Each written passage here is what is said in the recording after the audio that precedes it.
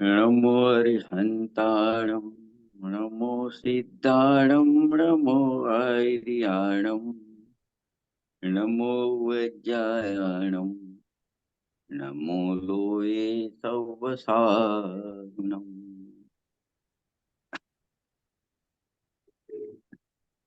भरत क्षेत्र के समर्थ आचार्य श्री कुंकुन देव रचित ग्रंथादिराज समय सार पे स्वाध्याय चल रहा है।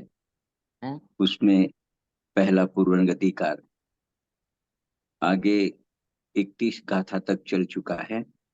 ये जो अभी स्तुति का विषय चल रहा है નથી આવતું ને આપણે જાણ वो आगे સંભળાય છે ને બસ બસ 26 तारीख 26वीं गाथा है, वहां से स्तुति की बात चल रही है। वहां पे अज्ञानी ने एक शंका की थी। हाँ, आ रही है ना, आवाज आ रही है ना? हाँ, आवाज आ रही है। हाँ हाँ आ रही है, आप बोलिए। हाँ, 26वीं गाथा में वहां से स्तुति की बात चल रही है।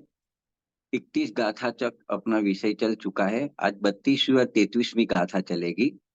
26वीं गाथा की बात करें तो वहां अज्ञानी ने एक शंका की थी कि शरीर और आत्मा एक ही है, ऐसा उसने उसका पक्ष रखा था।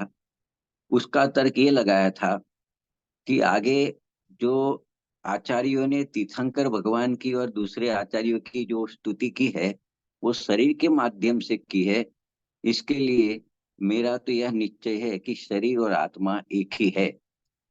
तो आचार्य भगवान ने उसका जवाब देते हुए समझाया था कि तू नई विभाग को जानता नहीं है, इसके लिए तेरे को ऐसी भ्रांति हो रही है। तीर्थंकर की आत्मा दिखती नहीं है, शरीर दिखता है। इसके लिए शरीर के माध्यम से आत्मा की स्तुति की जाती है, लेकिन शरीर की सत्ता आत्मा में नहीं है। तो शरीर के माध्यम से जो आत्मा की स्तुति की जाती है उसको असद्भुत व्यवहार नहीं से स्तुति कही जाती है। लेकिन वहां आचार्य भगवान ने कहा कि आत्मा की सच्ची स्तुति तो उसके गुणों के माध्यम से की जाती है, वो ही है। और आगे जाके ये भी कहा कि आत्मा अनंत गुणों का एक अभेद वस्तु है। उसमें आत्मा के गुणों के माध्यम से जो स्तुति की जाती है वो भी गुणों के भेद करके स्तुति की जाती है। तो वो भी व्यवहार की स्तुति है, क्योंकि आत्मा एक अभेद वस्तु है और उसमें जो भेद किए तो वो भेद की सत्ता आत्मा में है। इसके लिए सद्भुत व्यवहार कहा। इतना फर्क पड़ा। शरीर की सत्ता आत्मा में नहीं है तो शरीर के माध्यम से आत्मा की स्तुति की, वो असद्भुत व्यवहार में डाला। व्यवहार इसके लिए कि शरीर और आत्मा एक नहीं है, अज्ञानी एक मानता है, वो मान्यता तोड़ाने के लिए उसको असद्भुत व्यवहार ने कहा। और आत्मा के गुणों के माध्यम से स्तुति की, उसको सद्भुत व्यवहार कहा, क्योंकि आत्मा में ऐसे गुण पाए जाते हैं, उसकी सत्ता आत्मा में पाई जाती है। लेकिन जो भेद सो व्यवहार, एक परिभाषा आचार्य भगवान की है, वो अभेद आत्मा में भेद करके गुण भेद करके स्तुति की, तो उसको सद्भुत व्यवहार कहा। तो फिर आगे प्रश्न हुआ कि साहब, हम जितनी स्तुति की बात करते हैं आप उसको व्यवहार स्तुति कहते हो, तो फिर निश्चय स्तुति का स्वरूप क्या है, निश्चय स्तुति किसे कहते हैं? तो वहां 26 से 30 गाथा तक तो व्यवहार स्तुति का प्रकरण चला। फिर 31वीं गाथा में जो लास्ट टाइम अपने चली थी, उसमें आचार्य भगवान ने निश्चय स्तुति की बात की है।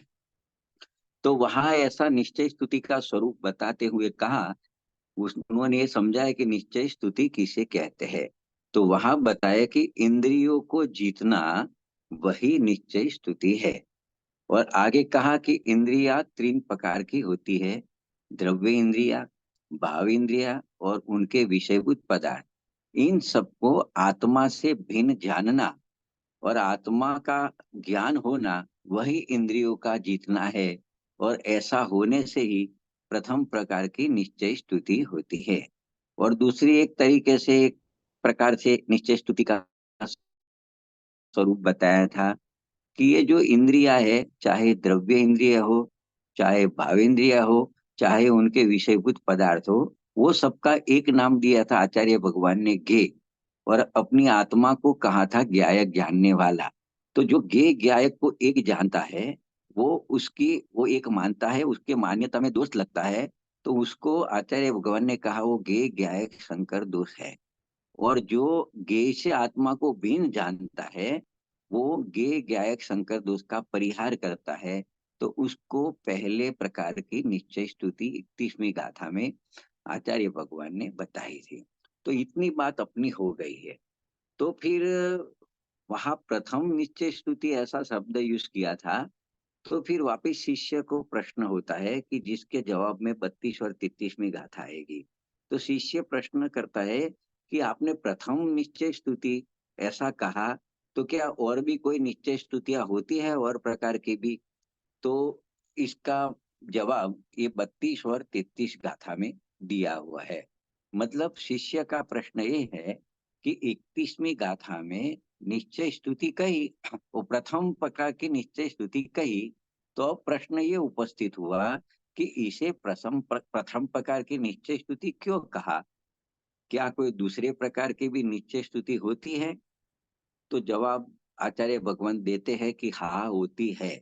निश्चय स्तुति एक प्रकार की नहीं 3 प्रकार की होती है। ये आचार्य भगवान समझा रहे हैं। इसमें प्रथम प्रकार की निश्चय स्तुति का दिग्दर्शन तो मतलब वो तो बता दिया था अपने को, 31 गाथा में बता दिया था। अब 32वीं और 33वीं गाथा में दूसरे प्रकार की निश्चय स्तुति और तीसरे प्रकार की निश्चय स्तुति की बात करने जा रहे हैं आचार्य भगवान। अभी ये मूल गाथा है जो कुनकुन आचार्य देव की है 2000 साल पहले प्राकृत भाषा में। वो इस प्रकार है, वो गाथा में पढ़ता हूँ दोनों साथ में। जो मोहम तु जिनिता नान सहावादियम मणदियादम तम जिर्मोहम साहुं परमट्ठ वियाणया बेंती। अब 33 गाथा। जिद मोह सदुजया क्षीणो मोहो हव्वीज साहुच्च तय्याहु क्षीण मोहो वर्ण दिछो निश्चय विदुहिम। उसको हिंदी अनुवाद में हरिगीत छंद में देखे तो 32वीं गाथा का छंद इस प्रकार है।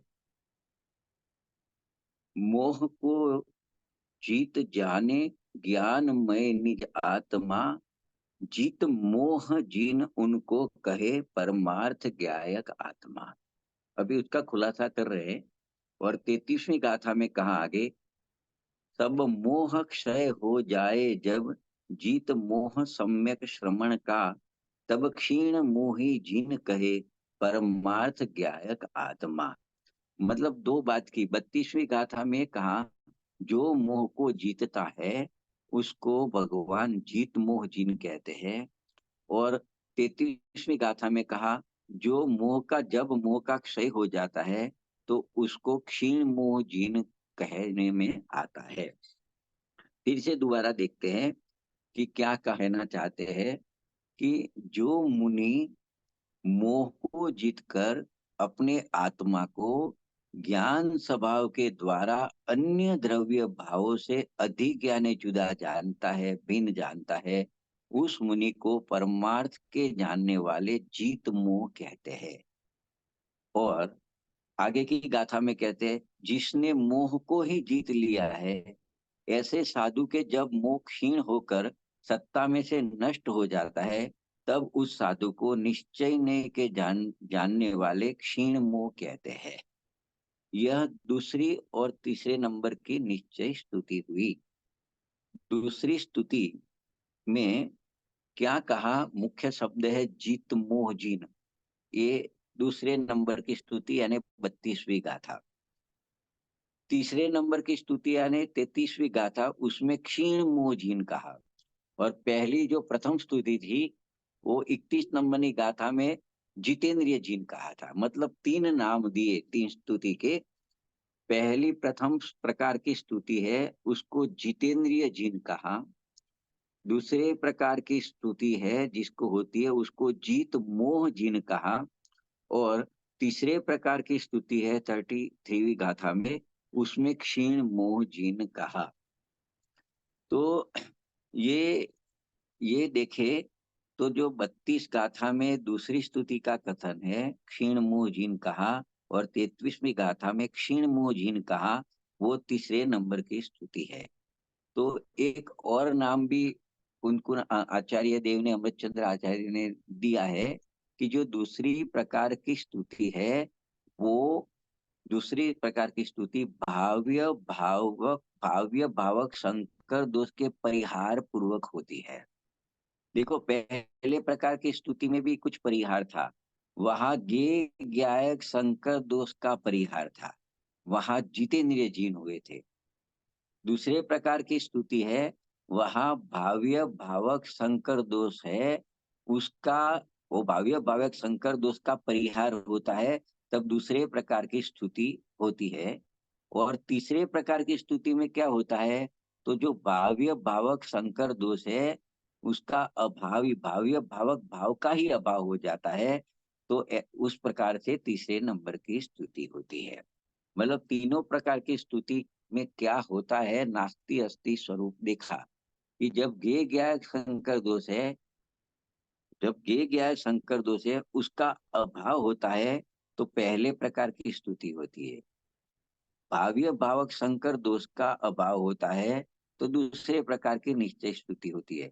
और भाव्य भावक भाव का ही अभाव होता है, तो तीसरे नंबर की निश्चय स्तुति होती है। इसको बराबर समझना है।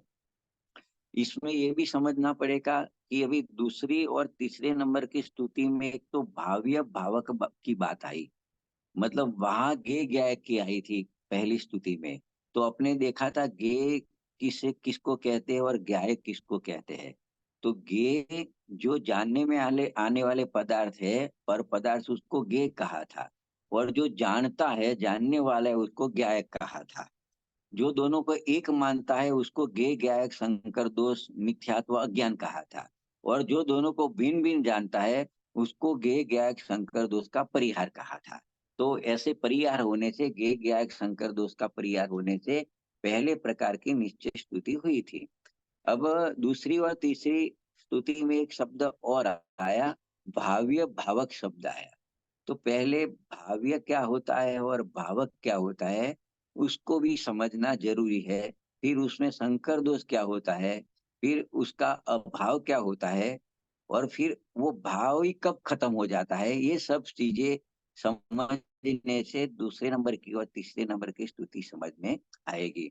तो धीरे धीरे अपने विषय में आगे बढ़ते हैं कि देखो, पहले एक जो 8 कर्म होते हैं, उसमें 4 घातिया कर्म होते हैं। समझना बराबर, बहुत अच्छा विषय भी है और समझने लायक भी है। और ऐसी निश्चय स्तुति के हुए बिना अपने मोक्ष मार्ग शुरू नहीं होता, आगे नहीं बढ़ सकते और उसका फल नहीं मिल सकता। बाकी तो बहुत व्यवहार व्यवहार की बातें करते हैं, व्यवहार का भी सच्चा स्वरूप असली में तो पता नहीं है अपने को, कुछ अलग ही मान के चल रहे हैं अपने इस धर्म के नाम पे। तो ये सब बातें समझनी बहुत जरूरी है। देखो, तो अपने भावक क्या होता है और भाव्य क्या होता है, भावक भाव क्या होता है और भाव्य भाव क्या होता है, उसको समझ रहे हैं अपने। तो उसके लिए अपने कर्म को सामने लाते हैं, कर्म के निमित्त से उसको समझेंगे। तो देखो, जो 8 प्रकार के कर्म होते हैं, उसमें 4 घातिया कर्म होते हैं, 4 अघातिया कर्म होते हैं। अभी अघातिया कर्म की इधर कोई जरूरत नहीं है। अभी घातिया कर्म में 4 है, ज्ञानावर्णी, दर्शनावर्णीय, मोहिनी और अंतराय। उसमें भी एक ही कर्म का काम है, मोहिनी कर्म। मोहिनी कर्म में 2 भेद होते हैं, एक दर्शन मोहिनी कर्म जो जीव के श्रद्धा गुण के साथ में संबंध रखता है, और दूसरा भेद है चारित्र मोहिनी कर्म जो जीव के चारित्र गुण के साथ में संबंध रखता है।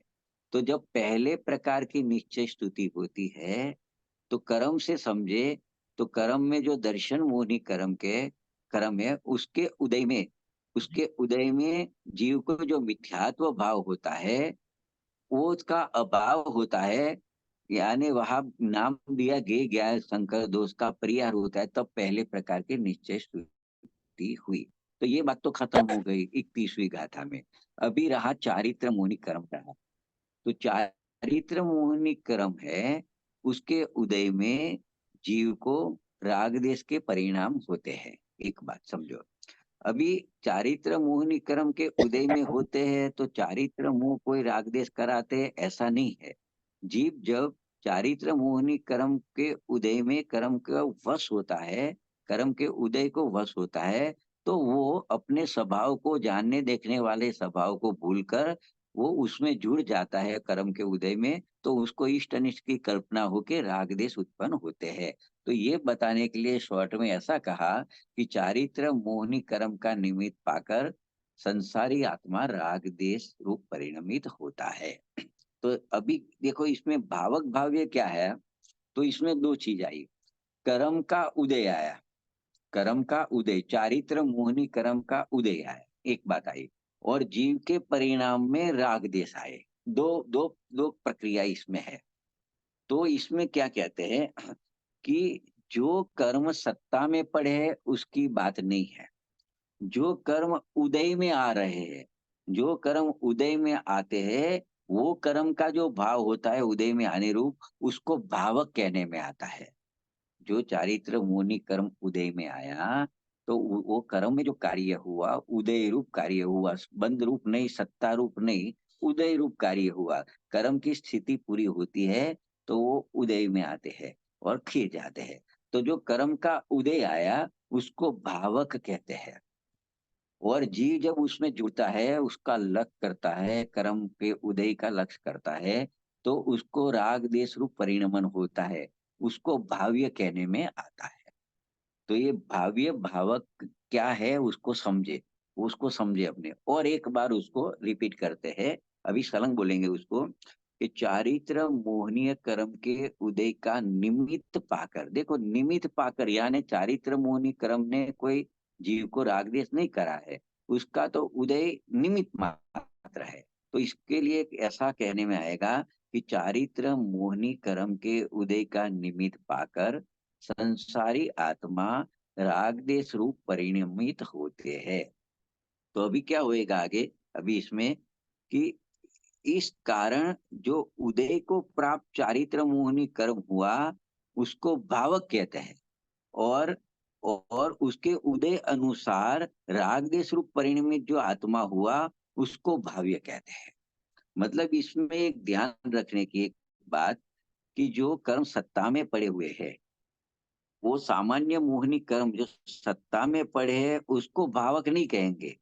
इस और इसी तरह सामान्य राग देश है, सामान्य प्रकार से जो राग देश भाव होता है वो भाव्य, मतलब वो भाव्य नहीं है, मतलब उसको समझते हैं और समझते हैं। देखो कि उदय या उदीर्णा को जो प्राप्त होते हैं मोहनीय कर्म, उसको भावक संज्ञा कहते हैं, उसको ही भावक कहने में आता है। और राग देश परिणमित आत्मा को ही भाव्य ऐसा नाम कहने में आता है। खाली राग देश ऐसा भाव्य ऐसा नहीं।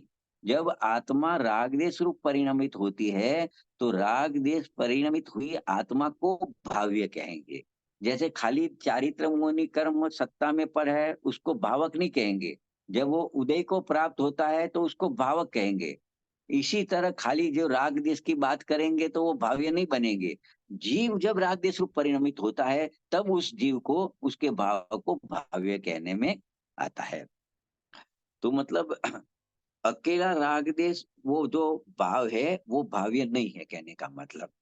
तो उदयगत मोहनीय कर्म रूप भावक का भाव्य तो राग देश रूप परिणमित आत्मा ही है। तो ये भाव्य भावक शब्द है वो एक दूसरों की अपेक्षा रखते हैं। मतलब ये अब यहाँ चारित्र मुनि कर्म का उदय आया और जीव उसके अधीन होके राग देश रूप परिणमित हुआ, तो एक दूसरे की अपेक्षा आई। तो वहां पे जो अपेक्षित कथन आया, सापेक्षपण आया, वही भावक भाव्य ऐसा नाम होता है। मतलब ये दोनों शब्द परस्पर सापेक्ष शब्द है। अभी देखो इसको थोड़ा, एक जैसेन आचार्य ने इसको कैसे स्पष्ट किया है, क्योंकि दो तीन ज्ञानियों के, धर्मात्माओं के, आचार्यों के, मुनि महाराजों के कोटेशन को थोड़ा पढ़ेंगे, समझेंगे, तो और विषय थोड़ा खुलेगा। कि देखो राग रूप, रागादि रूप परिणमित आत्मा भाव्य है, राग भाव्य नहीं है। रागादि रूप परिणत जो आत्मा है वो भाव्य है। और कर्म खाली भावक नहीं है, उदय में आया हुआ मोहनीय नाम का, चारित्र मोहिनी नाम का कर्म वो भावक है। इस भाव्य और भावक दोनों का शुद्ध जीव के साथ जो संकर, संकर यानी संयोग, संयोग होता है, वो संयोग संबंध बनता है, वही भाव्य भावक संकर दोष होता है। तो अपने पहले भावक को समझे, भाव्य को समझे, और अभी भाव्य भावक संकर दोष कहाँ हुआ उसको भी समझे अपने। मतलब ये तीन चीज आ गई अभी। जो उदय को प्राप्त हुआ चारित्र मुनि का कर्म वो भावक है, उसके अधीन होके जीव को में, शुद्ध जीव में राग देश रूप परिणाम हुआ, वो राग देश रूप परिणामित हुआ जीव, वो उसका भाव्य है। तो ये दोनों का जो संबंध हुआ उसको भाव्य भावक संकर दोष कहा। जो जीव राग देश रूप परिणामित नहीं होता, कर्म का उदय भले आया था, पर जीव उसके अधीन होके राग देश रूप नहीं परिणमता, वो अपने स्वभाव में रहता, जानने देखने रूप स्वभाव में रहता, तो संकर दोष नहीं होता। मतलब ये कहना है। जब जीव कर्म के अधीन होके राग देश करता है, तो वहां भाव्य भावक संकर दोष खड़ा होता है। ये बात यहाँ पे ये 32वीं गाथा में समझनी जरूरी है। देखो, इस पंक्तिया को समय सार की 32वीं गाथा है। तो उसमें जैसेन आचार्य देव की तात्पर्य वृत्ति टीका है, संस्कृत टीका है। तो उसकी जब 33वीं गाथा आई, तो 33वीं गाथा में 32 और 33 गाथा को इस प्रकार समझाया, दोनों को वापिस उन्होंने समझाया। उनमें यह स्पष्ट किया है कि उदयागत मोह कर्म भावक है। उदयागत मतलब उदय को प्राप्त हुआ हुआ मोहनीय कर्म वो भावक है, और उसके अनुसार राग देश रूप परिणत जो आत्मा है वो भाव्य है।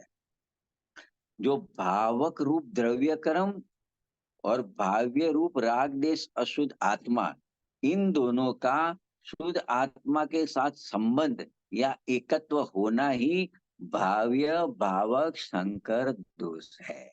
कर्म का उदय तो आया, जीव राग देश रूप परिणमित नहीं हुआ, तो भाव्य भावक संकर दोष नहीं हुआ।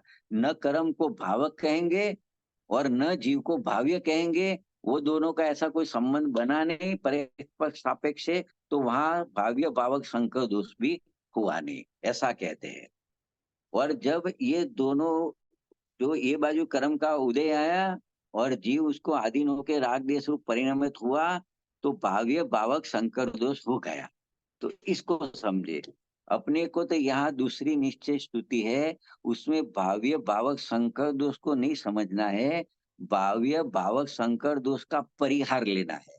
जब भाव्य भावक संकर दोष का परिहार होता है, तब दूसरे प्रकार की निश्चय स्तुति होती है। तो वो कैसे होएगी निश्चय स्तुति दूसरे प्रकार की, कि जहां भाव्य भावक संकर दोष का परिहार होता है।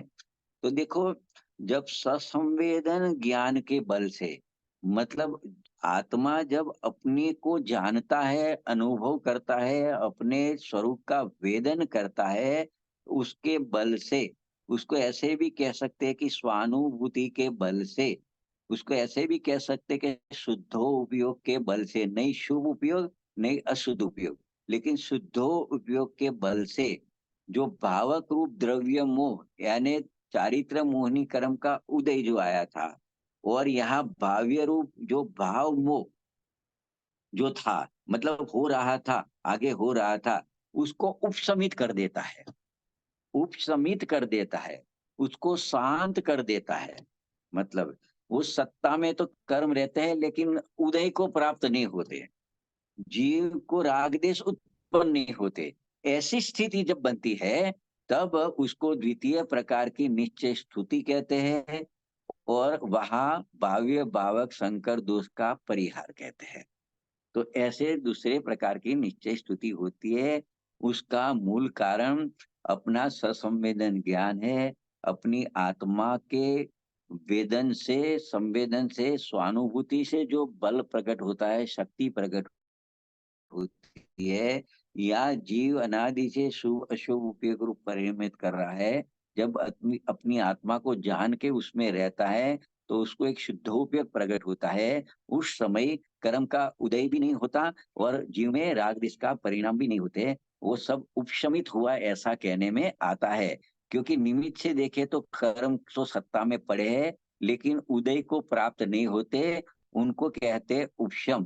तो ऐसा जब उपशम होता है कर्मों का, तो यहाँ मोह राग देश भी उत्पन्न नहीं हुए, तो वहां पे दूसरे प्रकार की निश्चय स्तुति हुई। तो इतनी बात समझनी जरूरी है। तो देखो वापिस रिवीजन करें 31 गाथा से, तो थोड़ा देखे तो पहले प्रकार की स्तुति में क्या हुआ था कि पहले प्रकार की स्तुति में गे ज्ञायक शंकर दोष का परिहार हुआ था। वहां श्रद्धा संबंधी दोष निकल गया, मतलब जो विपरीत मान्यताएं थी वो निकल गई। मतलब पर द्रव्य और सर्वद्रव्य सर्वद्रव्य को एक मानने वाली जो मान्यता थी वो निकल गई। उसको शास्त्रीय भाषा में बोले तो अपनी आत्मा तो ज्ञायक है, जानने वाली, और बाकी के जो पर पदार्थ है ज्ञेय है, पहले ज्ञेय को ही ज्ञायक समझता था, तो ज्ञेय ज्ञायक संकर दोष होता था, वो श्रद्धा संबंधी दोष था, उसको अज्ञान मिथ्यात्व भी कहते हैं। वो दोष जब निकल जाता है तो पहले प्रकार की स्तुति होती है। उस जीव को निश्चय पहले प्रकार की स्तुति कहते हैं। उसको एक नाम आचार्य भगवान देते हैं, जितेंद्रिय जिन। उसने सभी इंद्रियों को जीत लिया। सभी इंद्रिय मतलब द्रव्य इंद्रिय, भाव इंद्रिय और उसके विषय जो अपनी आत्मा से पर पदार्थ है, उसके अलावा जो पर पदार्थ है उसको जीत लिया। उसको जीत लिया यानी वो सब पर पदार्थों से भिन्न अपनी आत्मा को मान लिया, जान लिया। तो गे गायक शंकर दोष का परिहार हुआ, उसको जितेंद्रिय जिन कहने में आया। उसको पहले प्रकार की निश्चय स्तुति कही जाती है। इसमें श्रद्धा संबंधी दोष निकल गया, मतलब दर्शन मोह कर्म का अभाव हो गया, उपशमित हो गया, या क्षय हो गया, ऐसा कहने में आता है।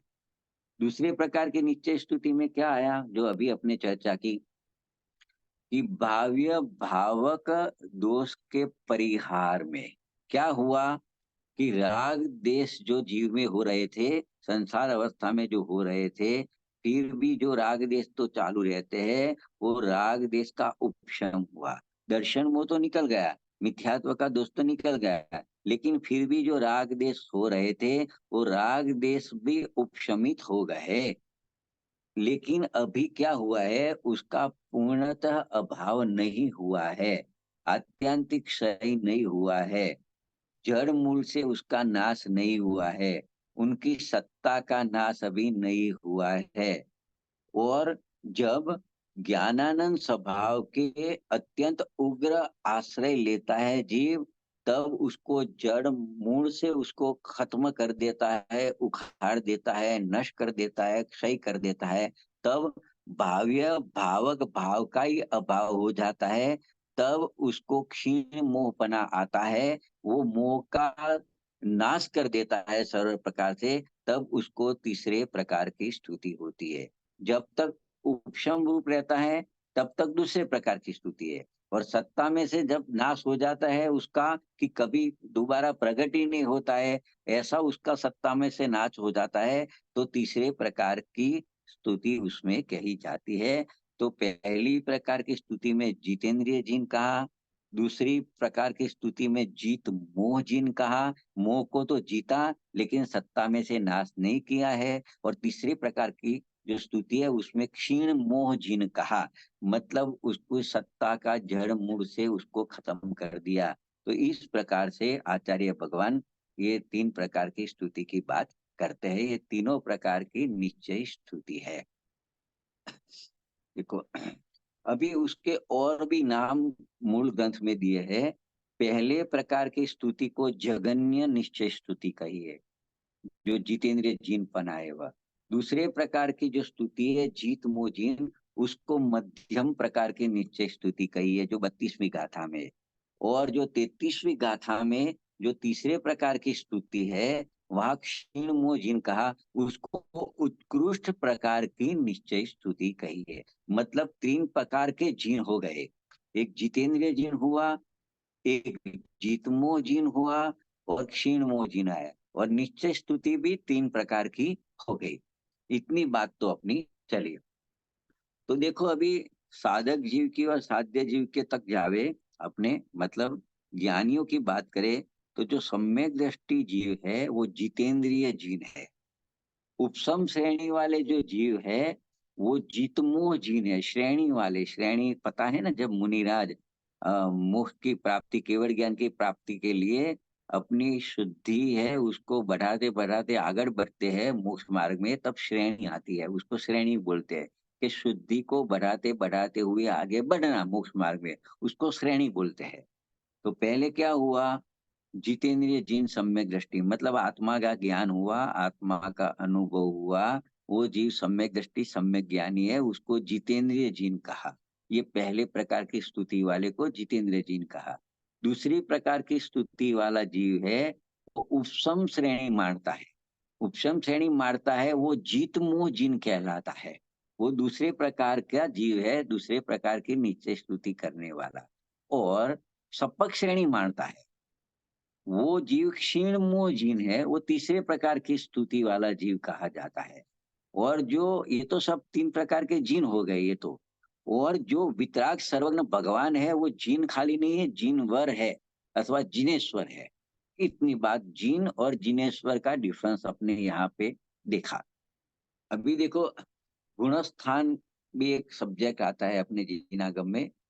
तो गुणस्थान के माध्यम से इसको थोड़ा देखा जाए तो देखो, जो पहले प्रकार की स्तुति बताई थी, ये गायक शंकर दोष के परिहार पूर्वक होने वाली जितेंद्रिय जिन रूप प्रथम निश्चय स्तुति, वो चौथे गुण स्थान से, जो ज्ञानी के गुणस्थान की शुरुआत है, सम्यक दर्शन के गुणस्थान की शुरुआत है, चौथा गुणस्थान है। तो चौथे गुणस्थान से लेके सातवें गुणस्थान तक ये जितेंद्रिय जिन पड़ा होता है। और सातवां गुण स्थान होता है वो साधु महाराज का होता है। और वो सातवें गुण स्थान के दो भाग पड़ते हैं। एक स्वस्थान भी बोलते हैं और साती सही भी बोलते हैं। स्वस्थान बोलते हैं वो थोड़े विकल्प निर्विकल्प विकल्प निर्विकल्प दशा में आते जाते रहते हैं। और जो साती सही मुनिराज होते हैं वो निर्विकल्प दशा में जाके शुद्धि को बढ़ाते हुए मोक्ष मार्ग में आगे बढ़ते हैं। तो उसको सातिशय गुण स्थान वाले जीव कहता है, मुनिराज कहते हैं।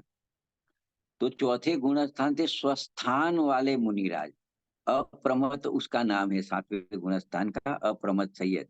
तो वो स्वस्थान अप्रमत सैयद, मतलब सातवें गुण स्थान निर्विकल्प का है, वहां थे छठे गुण स्थान विकल्प के गुण स्थान में आता है। फिर वापिस निर्विकल्प वाला गुण स्थान सातवें में जाता है।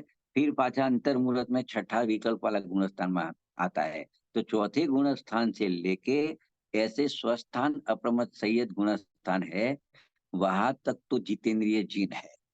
वो पहले प्रकार की स्तुति वाले गुण स्थान के माध्यम से जीव देखे। और जो जीव भाव्य भावक संकर दोष का परिहार करता है और जीतमोह जीन होता है, वो दूसरी प्रकार की निश्चय स्तुति करता है, उसको उपसम श्रेणी होती है। उपसम श्रेणी होती है तो एक होती है क्षपक श्रेणी और एक होती है उपसम श्रेणी। ये उपसम श्रेणी वाला जीव है वो दूसरे प्रकार की निश्चय स्तुति करने वाला जीव है, वो उपसम श्रेणी चढ़ता है। उपसम श्रेणी में क्या होता है कि कर्म से देखे तो कर्म है उसको क्रम से उपशम करते करते आगे जाता है, सही करते करते नहीं जाता है। जब वो कर्मों जो सत्ता में पड़े उसका सही करते करते आगे बढ़ेगा, उसको सपक श्रेणी कहेंगे। तो ये दूसरे प्रकार की स्तुति में मुनिराज ने पुरुषार्थ तो किया है, मोक्ष मार्ग में आगे बढ़ने का पुरुषार्थ किया है, वितरागता को बढ़ाने का पुरुषार्थ किया है। लेकिन जो कर्म की सत्ता है, अपने जो विकारी भाव है बचे हुए मिथ्यात्व के अलावा राग देश के, उसको दबा दबा के आगे बढ़ते हैं, उसको उपसम श्रेणी वाले जीव कहते हैं। वो जीतमो जीन है, वो दूसरी प्रकार की स्तुति करते हैं, उनको उपशम श्रेणी वाले जीव कहते हैं। और एक शपक श्रेणी वाला जीव होता है, उसका पुरुषार्थ तो होता है लेकिन बहुत उग्र पुरुषार्थ होता है। वो आगे ही बढ़ता जाता है, मतलब आगे बढ़ता है और जो सत्ता में कर्म पड़े है और अपना जो विकार पड़ा है उसका सकार है, उसको सत्ता में से नाश करता हुआ आगे जाता है। मतलब भाव्य भावक जो भाव है उनको सत्ता में से निर्मूल करता हुआ आगे जाता है, वो शपक श्रेणी वाला जीव है, उसको तीसरे प्रकार की स्तुति होती है। इस प्रकार देखे तो चौथे गुण स्थान से 12वां गुण स्थान आ गया, सपक श्रेणी आती है वो 12वें गुण स्थान में तक आता है। तो चौथे गुण स्थान से 12वें गुण स्थान तक निश्चय स्तुति होती है। फिर 14 गुण स्थान है, जैसे ऊपर अगासी में जाने के 14 पगथिया होता है, सीढ़ियां होती है, ऐसे मोक्ष में जाने के लिए 14 प्रकार की सीढ़ियां है। तो ये 12वीं सीढ़ी तक की बात हुई। तो फिर अपने ऐसा हुआ कि 13वें गुण स्थान में 14वें गुण स्थान में क्या होता है, तो ये जो 3 प्रकार की निश्चय स्तुति की, उसका वहां फल मिलता है। 13वें गुण स्थान में और 14वें गुण स्थान में उसका फल मिलता है। तो इस तरह से अपने उतनी बात अपने की। अभी उसको थोड़ा विषय को और आगे ले जा सकते हैं, मतलब ऐसे काफी जो मूल विषय है उसका खुलासा तो काफी हो गया है, लेकिन उसको और थोड़ा गहराई से सोचना हो तो एक आध पॉइंट की अपने चर्चा 10 मिनट कर लेते हैं, फिर प्रश्न उत्तर के लिए 10 मिनट छोड़ेंगे अपने। तो देखो, कुछ होवे चर्चा तो करेंगे आगे। देखो, कोई प्रश्न इसमें एक उठता है कि आपने जीत मोह, इसमें क्या है, थोड़ा गुण स्थान का थोड़ा अभ्यास होगा तो ये गाथा का भाव ज्यादा डीप में आएगा, और जो प्रश्न चलेंगे ने वो भी गुण स्थानों के माध्यम से चलेंगे। तो वो गुण स्थान का थोड़ा परिचय होएगा, तब इसके भाव विशेष रूप से ध्यान में भी आएगा। लेकिन अभी कुछ पकड़ तो सकते हैं कि क्या कहना चाहते हैं। देखो, अभी एक प्रश्न ये हुआ है कि जीत मोह जो है दूसरे प्रकार की स्तुति, वो 11वें गुण स्थान का नाम है, और क्षीण मोह है 12वें गुण स्थान का नाम है। बराबर है। मतलब आपने दो प्रकार की स्तुति कही, एक में 11वां गुण स्थान आया, एक में 12वां आया। तो फिर प्रश्न ये हुआ कि इसमें ये हुआ कि वो तो 11वां और 12वां आया, तो दूसरे गुण स्थान में क्या हुआ निश्चय स्तुति का, ऐसा एक प्रश्न है। तो देखो, उनका कहना ये है, उसके जवाब में समाधान ये है कि मोह का पूर्ण रूप से उपशम 11वें गुण स्थान से होता है। तो उपशम श्रेणी या दूसरे प्रकार की स्तुति खाली 11वें गुण स्थान में कही, और ये जो ये जो मोह होता है उसका पूर्ण क्षय 12वें गुण स्थान में होता है, तो वहां तीसरे प्रकार की स्तुति कही। तो बीच के गुण स्थान कैसे आए, तो ऐसा प्रश्न है। तो फिर आगे का 7वां 8वां 9वां 10वां गुण स्थान में क्या है, वहां कोई स्तुति है कि नहीं है, तो उसका जवाब ये है कि जितने प्रकार का मोह पड़ा है उसका उपशम या क्षय होता है। तो जब 8वें 9वें 10वें गुण स्थान में जब उपशम श्रेणी आती है, तो 8 से शुरू होती है, 8 9 10 और 11वें में जाता है।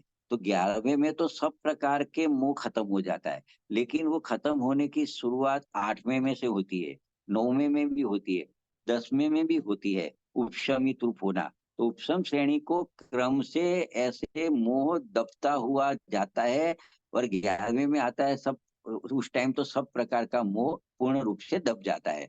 तो 8वें गुण स्थान से लेके 11वें गुण स्थान में दूसरे प्रकार की स्तुति इस प्रकार से होती है। ऐसे सपक श्रेणी के गुण स्थान है, वो भी 8 9 10, उसमें 11वां नहीं आएगा, सीधा 12वां आएगा। तो वो कर्मों का क्षय करते करते आगे बढ़ता है, और 12वें में आता है, तब सब प्रकार के मोह कर्म है, मोह है, वो सब क्षय हो जाता है। तो उसका भी शुरुआत 8वें से हो जाता है। तो इस प्रकार से चौथे से लेके 12वें गुण स्थान तक की ये तीनों प्रकार की स्तुति देखने को मिलती है। तो इस प्रकार से ये बात भी एक प्रश्न के रूप में है, उसकी भी अपने चर्चा की। कभी ऐसा भी प्रश्न हुए कि भाई आपने बोला कि मोह का क्षय होता जाता है, तो कौन से गुण स्थान में कितना मोह का क्षय होता है, पहले कौन सा मोह जाता है फिर कौन सा मोह जाता है, मतलब जो कषाय है, क्रोध मान माया लोभ, वो 4 कषाय, और 9 9 कषाय, हास्य रति रति भय जुगुप्सा शास्त्री वेद पुरुष के नपुंसक। तो कौन से गुण स्थान में कौन से मोह का अभाव होता है, ऐसा प्रश्न भी है। लेकिन आचार्य भगवान ने उसका संक्षिप्त कर दिया है कि ये सब बातें हैं, वो अपने करणान योग के गोमटसार आदि ग्रंथों में से अपने जाननी चाहिए। ये अध्यात्म का विषय है, तो ऐसी चर्चाएं इसमें करना उचित नहीं है। यहाँ तो सीधी अपने जो वितराग भाव निश्चय स्तुति कैसे होती है उसका शॉर्ट में अपने उसका वो करते हैं। अभी ये बात को पूज्य गुरुदेव श्री ने भी समझाई है, स्वामी जी ने समझाई है, वो अपनी भाषा में बहुत सरल भाषा में अभी तक जितनी बात चली उसको उसका शॉर्ट में पूज्य गुरुदेव श्री ने कांजी स्वामी ने समझा है, उसको पढ़ लेते हैं, फिर देखते हैं अपने पास कैसे टाइम बचता है उस तरह से। तो देखो उन्होंने ऐसे शुरुआत की कि यह स्तुति जो चल रही है 31, 32, 33 गाथा में वो साधक भाव है, तीनों को साधक भाव है और वह 12वें गुणस्थान तक ही होती है। मतलब चौथे से शुरू करके 12वें गुणस्थान तक साधक भाव होता है और ये तीनों निश्चय स्तुति वहां तक ही होती है। 13वें गुणस्थान में स्तुति होती नहीं है क्योंकि 13वां गुणस्थान तो केवल ज्ञान का है, उपलब्धि प्रकट करने का है, अरिहंत दशा प्रकट करने का है, तो वह स्तुति नहीं होती है, वह स्तुति का फल होता है। फिर देखो कि पहली स्तुति कैसे होती है, दूसरी तीसरी स्तुति कैसे होती है, उसको भी पूज्य गुरुदेव श्री ने अपनी भाषा में अपने शब्दों में कहा है कि जो राग होता है, समय समय पे राग होता है, वो अपनी आत्मा राग से भिन्न है। तो राग से भिन्न अपनी आत्मा का जब अनुभव होता है तो सम्यक दर्शन होता है। बस ये सम्यक दर्शन हुआ ना तो अज्ञान मिथ्यात्व का नाश हो गया, तो ये पहले प्रकार की स्तुति हो गई, वो जितेंद्रिय जीन हो गया। ऐसे ही सम्यक दृष्टि वो हो गया। अभी उसके कर्म की ओर से देखें ना तो मिथ्यात्व कर्म का तो अभाव हो गया है, लेकिन जो राग देश होते हैं वो वो राग देश वो दोष है, उसमें राग देश रूप परिणमित होता है, वो उसका खुद का दोष है। तो वो जब पर का लक्ष्य छोड़ता है और अपने चैतन्य स्वरूप का अनुभव तो कर लिया है, लेकिन उसके सन्मुख होके उसमें अपना उपयोग जोड़ के रखता है, तो वो सब उपशम भाव को प्राप्त होता है और वो मोह को जीतता है। अभी अभी मोह का क्षय नहीं हुआ है, मोह को खाली जीता है। देखो उपशम और क्षय में क्या फर्क है, जैसे लड़ाई का मैदान है तो सामने दुश्मन है तो लड़ाई करता रहता है, तो कोई तो घायल होके गिर जाता है जो लड़ने के लिए सक्षम नहीं रहता, और किसी का तो समझो कि कंप्लीट वो हो जाता है, मतलब वो कभी खड़ा नहीं होएगा। तो जो घायल होके पड़ा है अभी लड़ने के योग्य नहीं रहा उसको उपशम हुआ ऐसे बोलते हैं, और जिसका नाश ही हो गया मतलब उस मरण ही हो गया वो क्षय को प्राप्त हो गया ऐसा बोलते हैं। तो ऐसे कर्म में भी ऐसा होता है, उपशम श्रेणी में कर्म उपशम रूप रहते हैं और सपक श्रेणी में कर्मों का क्षय होता है। ऐसे राग द्वेष भावों में भी होता है, भाव कर्म में भी, कि जब उपशम होता है तो राग द्वेष आदि कसायों की उदय नहीं रहती, और जब क्षय हो जाता है तो फिर वो कभी उदय में नहीं आते, ऐसा उसका अत्यंतिक विनाश हो जाता है। तो उपशम और क्षय में इस प्रकार का फर्क है। तो जब दर्शन मोह मिथ्यात्व को जानने के बाद जीव पर का लक्ष्य छोड़ के स्वभाव में लीन होता है, तो थोड़े समय के लिए राग देश उत्पन्न नहीं होते हैं, वो जितमोह जीन होता है। तो उसने उपशम की किया ऐसा कहने में आता है, दूसरे प्रकार की निश्चय स्तुति हो गई। और आगे स्वामी जी कहते हैं कि प्रथम प्रकार की स्तुति में सम्यक दर्शन सहित आनंद का अनुभव है, और दूसरी प्रकार की स्तुति में भावक मोह कर्म के उदय के निमित्त से जो विकारी भाव हुआ उसे अपने स्वभाव के आश्रय से दबा दिया अथवा उपशम भाव प्रकट किया। इस प्रकार की स्तुति में स्वभाव सन्मुखता का पुरुषार्थ हुआ, परंतु वो पुरुषार्थ मंद होता है। इसकी वजह से क्या होता है, उसमें मंद होता है। और तीसरे प्रकार की स्तुति में क्या फर्क पड़ता है, इस तीसरे प्रकार की स्तुति में प्रबल पुरुषार्थ होता है। तो पुरुषार्थ प्रबल होने के कारण वो स्वरूप में ऐसा एकाग्र हो जाता है कि राग का सत्ता में से ही नाश हो जाता है। तो दूसरे प्रकार की स्तुति में जो उपशम श्रेणी थी, तो वहां उपशम श्रेणी चढ़ा तो खरा 8, 9, 10, 11, फिर वो पुरुषार्थ मंद था तो फिर वो वापिस गिरता है, तो वो वापिस आ जाता है, तो रागादि का उदय उसको हो जाता है। और तीसरे प्रकार की स्तुति में क्या होता है कि इतना पुरुषार्थ तीव्र होता है कि वो आगे ही बढ़ता जाता है, और जिस जिस मोह का नाश करता जाता है वो कभी उदय में नहीं आते हैं, और पूर्ण वितरागी दशा को प्राप्त होकर केवल ज्ञान को प्राप्त हो जाता है। तो इस प्रकार दो स्तुति, उपशम श्रेणी वाली और सपक श्रेणी वाली, मध्यम और उत्कृष्ट प्रकार की स्तुति, ऐसे प्रकार के अपने 3 प्रकार की स्तुति की चर्चा की है। और देखे तो आत्मा तो अकसाई स्वभावी है, आनंद का कण है, उसकी दृष्टि करके अनुभव करना प्रथम प्रकार के आत्मा की स्तुति हो गई। और तत्पश्चात राग के उदय में अपने पुरुषार्थ की कमजोरी से पर में उपयोग का जोड़न होता था, उसे भी अपने स्वरूप की ओर लगाया पुरुषार्थ को, तो राग को दबा दिया, राग का उपशम किया। वह उपशम श्रेणी दूसरे प्रकार की स्तुति हो गई। तो ये 11वें गुण स्थान में उपशम भाव होता है, वहां क्षायिक भाव नहीं होता है। तो इसके लिए वो वहां से पीछे हटकर 7वें गुण स्थान में आता है, फिर वो वापिस पुरुषार्थ करता है। तो इतनी उग्रता से पुरुषार्थ करता है कि राग का सत्ता में से नाश कर देता है। वह तीसरे प्रकार की निश्चय स्तुति हो जाती है।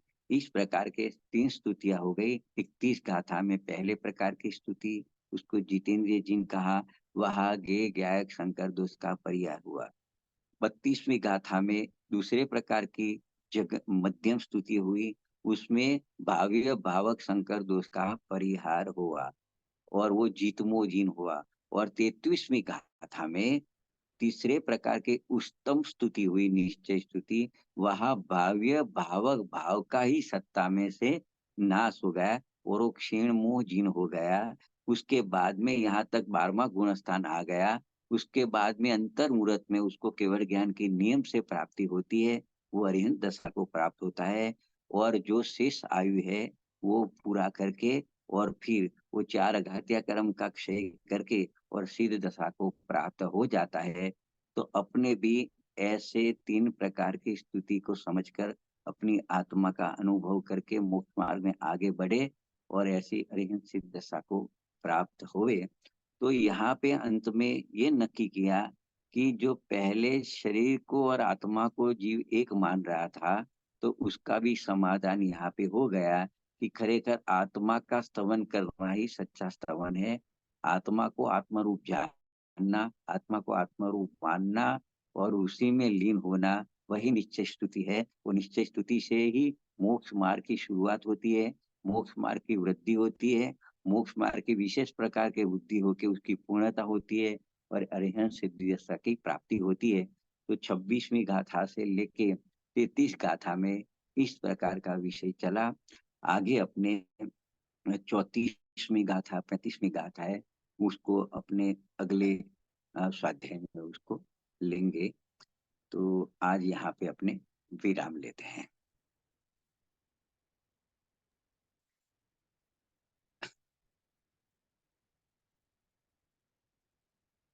तो यहाँ अपनी 2 गाथा 32 और 33 पूरी होती है। तो आपने ये 3 स्तुति का वर्णन किया है, हाँ जी। तो ये क्रमशः डेवलप होती है या हम उत्कृष्ट में